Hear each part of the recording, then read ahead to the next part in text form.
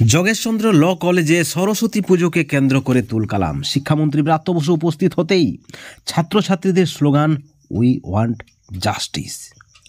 বন্ধুগণ, আপনারা সকলে দেখেছেন আরজি কর মামলায় যেভাবে জুনিয়র চিকিৎসকরা উই ওয়ান্ট জাস্টিস স্লোগানে রাজ্য কাঁপিয়ে দিয়েছেন, ঠিক কি তেমনটাই ঘটতে চলেছে বা ঘটবে যোগেশচন্দ্র ল কলেজের সরস্বতী পূজাকে কেন্দ্র করে যে বিতর্ক।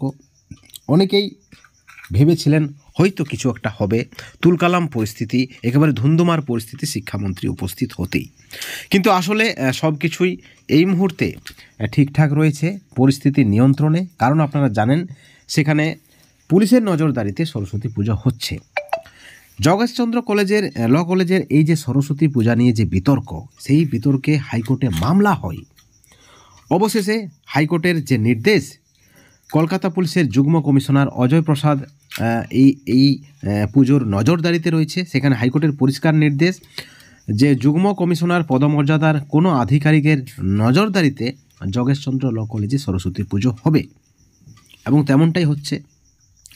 যোগেশচন্দ্র ল কলেজের সরস্বতী পূজাকে কেন্দ্র করে মুখ্যমন্ত্রী শিক্ষামন্ত্রীকে রিপোর্ট তলব করেছেন, এবং তারপরেই আপনারা দেখলেন আজকে রবিবার যোগেশচন্দ্র ল কলেজে পৌঁছে যায় শিক্ষামন্ত্রী ব্রাত্য বসু। সঙ্গে ছিলেন স্থানীয় সাংসদ মালা রায়। আপনাদেরকে আমরা দেখাবো সেই ফুটেজ। এবং শিক্ষামন্ত্রী উপস্থিত হতেই ছাত্রছাত্রীদের স্লোগান উই ওয়ান্ট জাস্টিস। আসলে তারা কিসের জাস্টিস চাইছেন? ছাত্রছাত্রীদের পক্ষ থেকে যে অভিযোগটা রয়েছে যে এখানে অবাধে বহিরাগতরা আসে এবং অশান্তির সৃষ্টি করে, এবং বহিরাগতদের যাতে বাধা দেওয়া হয়, যাতে তারা ঢুকতে না পারে, সেই দাবিটাই কিন্তু রাখা হয়েছে ছাত্রছাত্রীদের পক্ষ থেকে।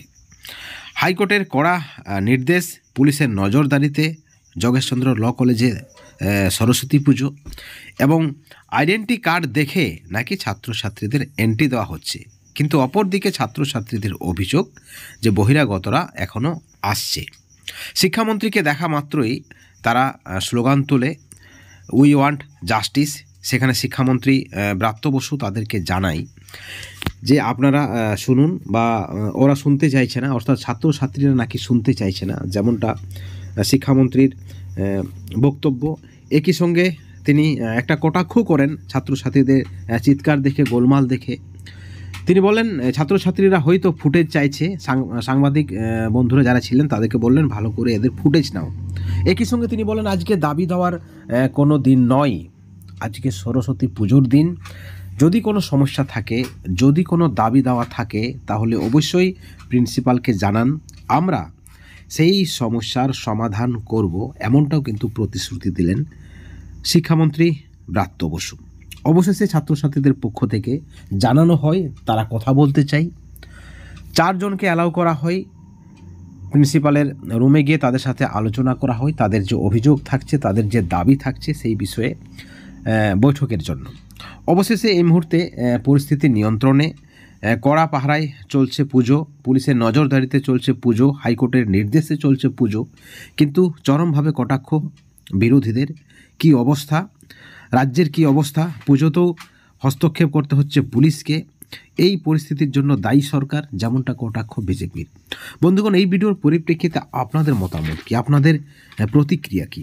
অবশ্যই আপনারা চ্যানেলের কমেন্ট সেকশনে কমেন্ট করে জানাবেন, এবং পরবর্তী আপডেটের জন্য অবশ্যই চ্যানেলে নজর রাখবেন। সবশেষে আমরা একটাই কথা বলবো, ভালো থাকবেন, সুস্থ থাকবেন, কিন্তু কোনো ধরনের হিংসা থেকে, অশান্তি থেকে দূরে থাকবেন।